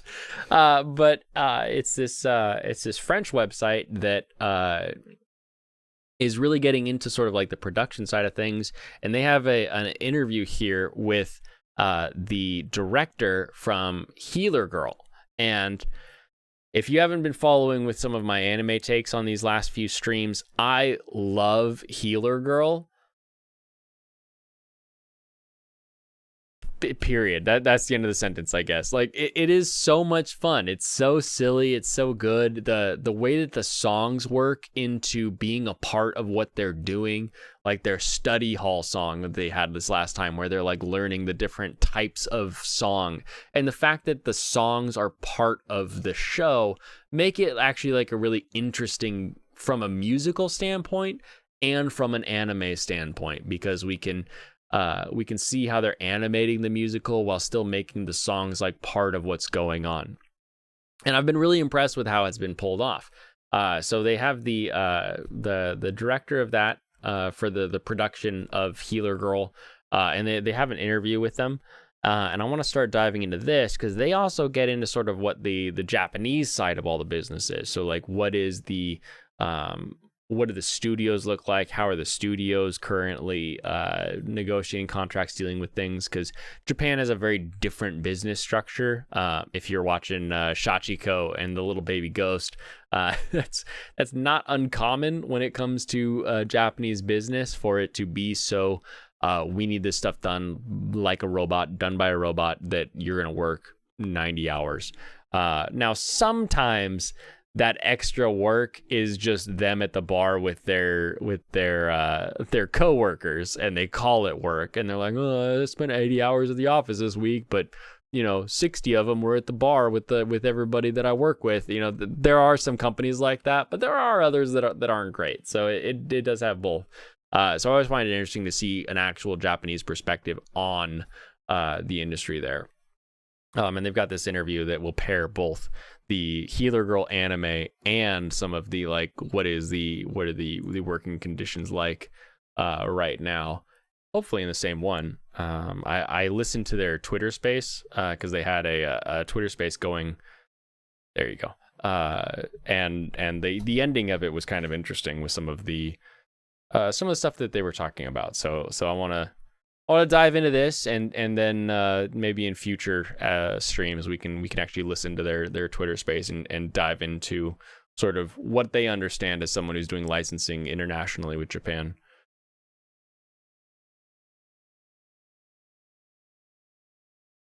Oh, and with that, I finished another cup, so now it's moo time. So we started out with the cherry bouquet.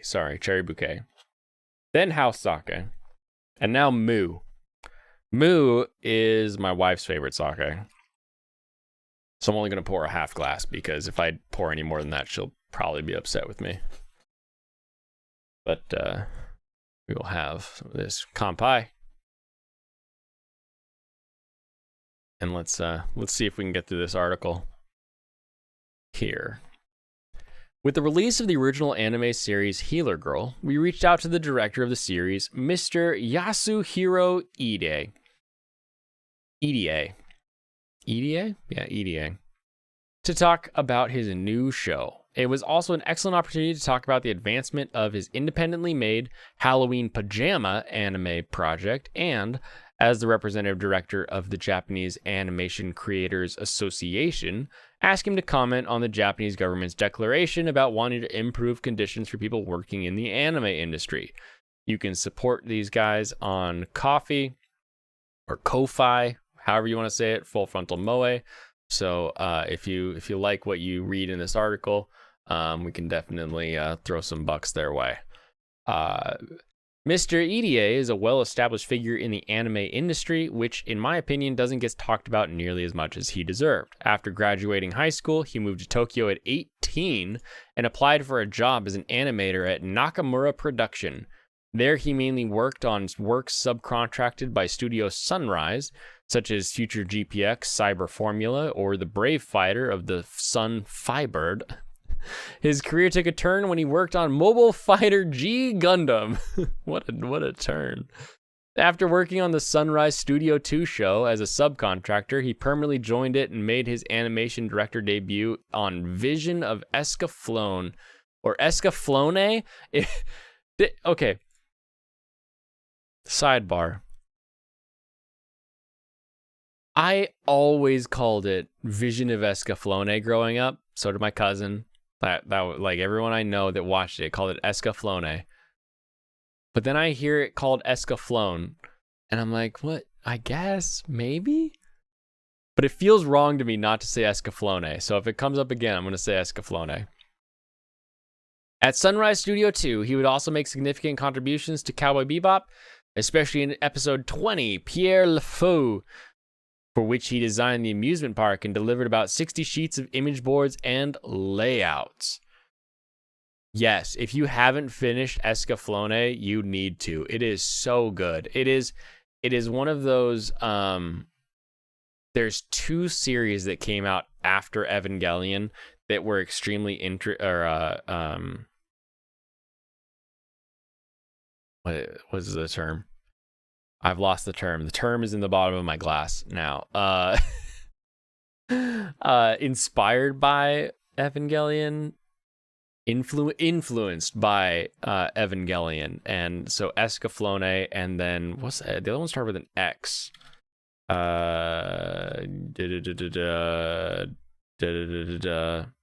Hold on.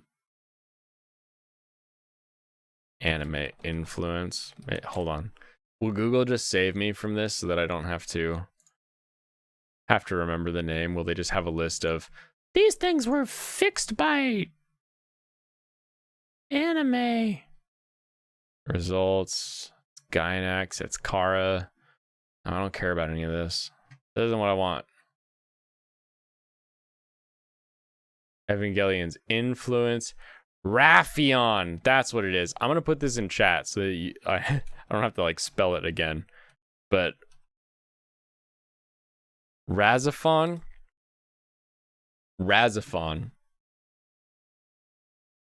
If you like Escaflowne, you're going to like Razafon. So definitely finish up Escaflowne and then watch yourself some Razafon. When Sunrise Studio 2 staff, among which producer Masahiko Minami, went on to create Studio Bones, Mr. Idie, who has built a strong relationship with them, would go on to collaborate with them on multiple occasions. Most notably when he submitted an idea for Kwaru, Phantom Memories, and Masahiko Minami. Another important feat that Yasuhiro Idie got a lot of attention for was when he directed and animated the first opening of Soul Eater all by himself. Oh, he's so cute. Featuring an array of techniques such as a complex camera work and 3D CG, on which he shifted a lot of his attention since 2006. I don't know why that line sounds so cute. All by himself. Like, it's just like, you could write like he was the only one who did it, but writing all by himself just makes it feel like he's a kid and you're like, you did it all by yourself. Nice job. Still, his animation work was impressive and proved that he still had interest in hand-drawn animation, which led to him getting an offer to direct one of the most popular anime of all time, Fullmetal Alchemist Brotherhood. In 2013, Mr. Idie also started self-publishing his manga, Halloween Pajama, which he was willing to turn into an anime. He unfortunately failed to raise required funds during a crowdfunding campaign, but has not given up and kept working on it on his own. So good for him. Work hard, get your stuff. I'd like to start by talking about Healer Girl, which has just started airing. Healer Girl is an original anime within a media mix project centered around the girls' chorus unit Healer Girls. Can you tell us how this project originated? If you haven't started Healer Girl, start it. It's fantastic. I love it. There's nothing that's going to be spoiled in this. It's not really a spoilable show. It's girls who sing to heal people and how they become good heal singers. It's fun, it's cute, and the fact that it's a musical makes it very interesting from a storytelling standpoint. From the start, I wanted to make an anime musical, period. Right there, end of story. But at the time, I had no idea about the content of what I wanted to make. When I talked about it with the producer, he told me such kinds of anime musicals don't exist in Japan. Nonetheless, even if there aren't musicals turned into anime, there is much anime with idols, music bands, or even anime like Macross, where the songs are part of the story. There was something to be made if we were to start by taking the singing aspect and using it within a frame we already have experience with, rather than taking the musical route. When thinking about how we should use the songs, we thought about Macross and Symphogear, where the songs are used in the middle of fights. but I was worried the battles and songs would not blend nicely and end up too similar to those other shows. Another way to use songs is to center them around an idol group, such as they do in Love Live or Idol Master or Zombie Girl. The hell is that show called? Not Kore wa Zombie desu ka? What is oh no, Google. Zombieland Saga. I just showed people my Google. Zombieland Saga was great. But that was a concept I wanted to stay away from. Love Live and Idol Master are very popular, but if I were to go that route, it would just be the same thing for fans and me. Love Live and IMAS are already much more successful, hence why I didn't want the same thing. So I put girls in bags and made them sing heel. While I was thinking about how to make a musical anime outside of those two tropes, I was thinking about a way young women could use their songs and showcase them without having to fight. It was the option that stood out the most from what had been done before. I noticed that nobody used the ideas of using songs to help people feel better. The starting point was to make an anime where songs would be used differently, which had not been seen before, and spectators would be excited by this new approach and enjoy watching a refreshing anime series. We approached the group, Healer Girls, to use their songs with this concept in mind, and the chorus unit was formed alongside the anime project. It is unique, it is fun. I like the idea of music and like frequencies that can help heal people. It's enjoyable. So desu ka? I see. So the idea for the anime came first. Among the ideas you considered, you talked about Macross and Symphogear, which are science fiction animes.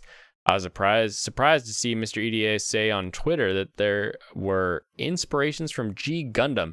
G Gundam inspires the world. Period. That makes me happy.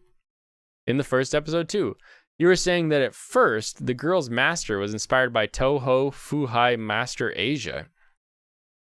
I did talk about it on Twitter indeed. In the end, you can feel the inspiration only through some of the visual effects in one scene. You get some pretty good visuals. And in the climax, when everything turns golden, exactly. G Gundam is a work that I hold very dear and which I hold very fond memories of working on. So the idea for that scene has its source in the sequence where Domon Kashu learns the Ishibane Tenmaken and becomes gold. I hope we'll have opportunities in the show to see homages to works dear to Mr. EDA. Regarding how songs use this show, they're using some kind of magic that heals people. It reminded me somewhat of musicotherapy. Is it intentional? Did Mr. EDA do some research about musicotherapy for the show, perhaps? Musicotherapy is not real. It's not a thing that you can have or that you can do. Vibrating yourself only helps in massage. It's not really a I guess ultrasounds are technically vibrations, and light's technically a vibration, so maybe like laser therapy stuff, but I don't know about this music crap that you're trying to spill here. I am aware of the existence of musicotherapy, but it is not something I wanted to use as a theme. The interviewer is French, so maybe they have very interesting or different health ideas than we do in America. But it's not something I wanted to use as a theme in the show, nor acknowledge the fact that it exists. As I explained, the starting point was how shows like Macross or Symphogear use songs during fights, and I wanted to find a new way to use music, which ended up being healing. The idea was not to use healing as a form of musical therapy, but as a way to appease people. The way they use their powers, their singing, is purely fiction. I thought of a good, did you... It's a very, very classic, interviewer thing. Did you want to use this real thing in your show? And they're like, I just thought of something I thought was interesting. Very, very funny response there. Oh, oui, oui. Ma baguette. Sacre bleu. Je parle français. So it is really in opposition to songs being used in fights that Mr. EDA chose this approach. In 2019, Mr. EDA joined Studio 3 Hertz and was in charge of training new hires. Has this activity had any influence on Healer Girl? I was in charge of training new hires for about 6 months. After that, I started directing Healer Girl and became too busy. The training continues, but with someone else in charge. Obviously, some of the animators I train are currently working on Healer Girl. Yeah, you trained them, of course. They joined the project because they wanted to and had the required skill. Let's go back to inspirations.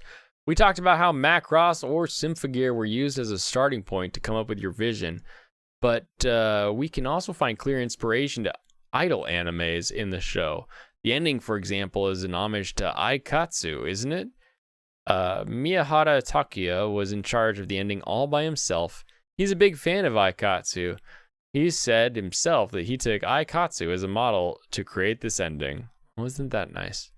It's interesting that even if there's an intention of creating something completely new, the whole team is clearly keeping in mind what was done before. It's somewhat of an evolution of the genre in that sense.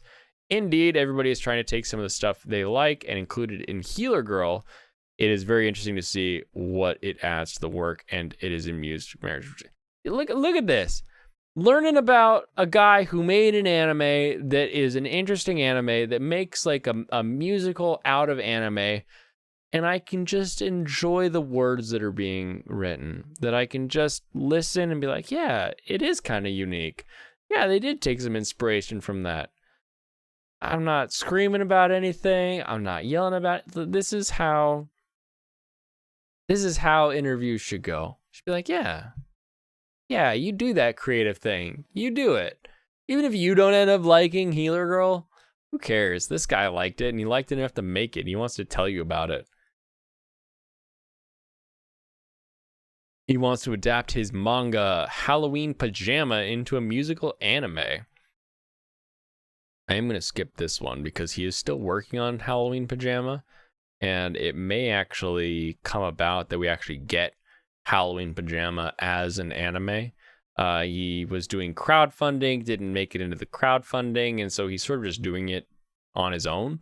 And he's releasing stuff like Cut 53, where we can see different scenes of his anime as he works on it, which is straight up fascinating. If you're interested in this, here is his YouTube. I'll drop his channel. It's a good thing he doesn't animate anything I can't show on YouTube.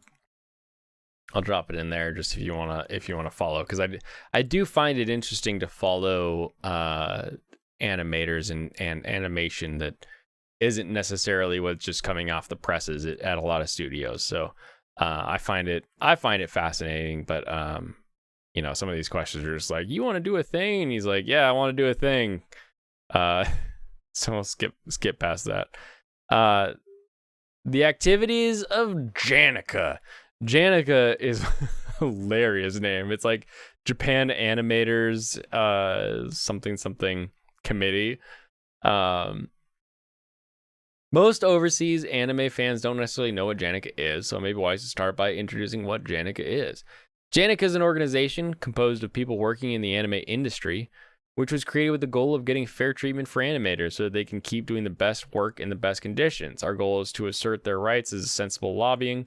There are three main pillars to the organization. The first one is working conditions, which we want to improve. The second one concerns medical insurance, trying to get better medical insurance coverage, and social security. Isn't medical insurance already like pretty good in Japan? And social security. The third one regards training to ensure that everyone can get proper training and access to courses or training programs. These are the three main activities of Janica. Also, I said animators earlier, but it's not only about animators. There are also coloring artists, background artists, etc. We represent every position in the industry and are all welcome to join the organization. Currently, there are over 2,000 members. Staff's working conditions. Here's where we get into like, what are working conditions like? We know that like in Japan, when they talk about like working conditions and blah, blah, blah, like the answer is always like, we want to unionize because we don't have a big enough voice to argue. So we'll pay someone to be our voice to argue. And like that's the point of a union, right? Is like, you can pay somebody else to make the argument for you, and then you just lose part of your paycheck to have them argue for you. And the goal is that they argue better than you could have. And if they can argue better than you, then sure, you make out better. But if they can't argue better than you, then you make out worse. They just become like another corporation in between you and your paycheck, which is bad. So there's bad union, there's good union. So it's always a kind of a toss up as to what you're going to get depending on what you're doing. The ultimate answer is know what you're worth and fight for what you want. And when it comes to knowing what you're worth, know what your product actually makes before you start yelling about like how you didn't. That is a very important thing to remember in all of this. Staff's conditions are a matter that preoccupies many fans overseas. They want to make sure the anime shows they watch get made in ethical working conditions. With Prime Minister Kishida's recent declarations, I think it's even more critical to give a voice and platform to people and organizations committed to the cause and try to better working conditions for people working in the anime industry, such as Janica. Regarding recent developments and the first sessions on the subject at the Ministry of Economy, Trade, and Industry, has Janica been approached by the Japanese government to help and consult the matters at hand? We have been in touch with the government members since the creation of Janica. After a lot of communication, more and more members of parliament finally understand the harsh conditions people working in the anime industry face.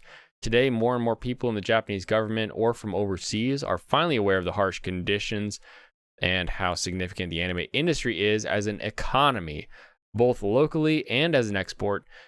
Thanks to this, the government's attitude changes slowly and conditions are changing. The government understands the anime industry is noteworthy and needs change.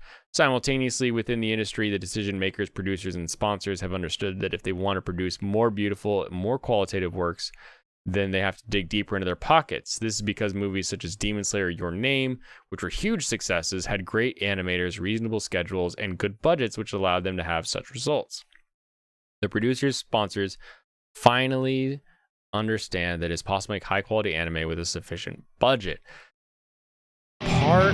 Part of the problem, though, becomes Demon Slayer and Ufotable are known for their great name and their great anime. And so they pick a show, or they have a show or two shows that come out every season that are beautiful. They're fantastic. They're awesome. They make those shows. They're beautiful shows. They make a movie. It's a beautiful movie. We see that. We like that. You can still get a better return by not having it be as beautiful. So there needs to be a space where people can do less quality work in order to make a higher margin or make more money or get a better studio, get a studio off the ground. My Sister, My Rider. Yeah. Oh, that show, that was a oh no, I'm thinking of the other one. I'm thinking of Eromanga Sensei.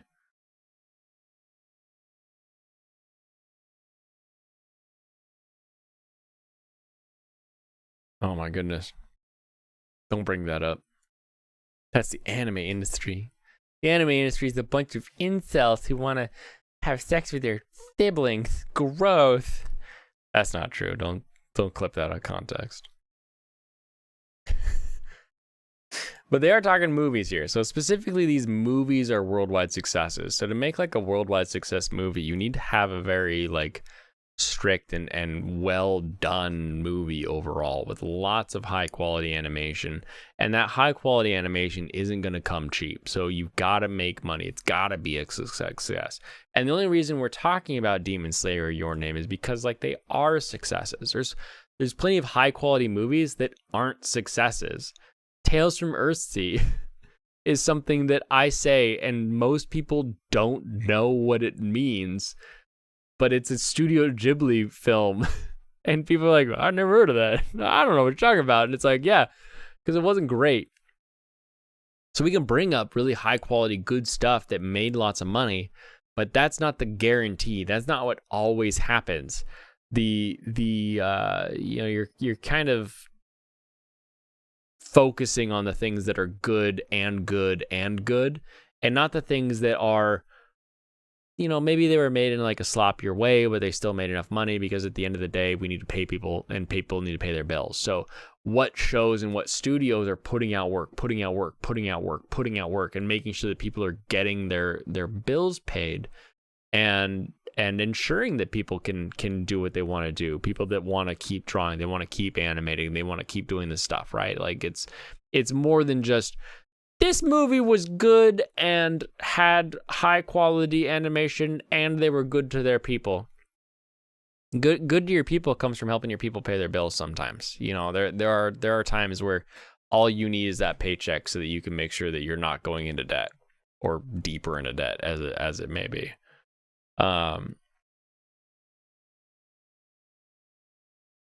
This is why the economic players realize this kind of high quality anime. Wow, look at how late I am going today. And I've been streaming the whole time. I didn't not stream it the first half hour. I'm actually running the full 2 hours today.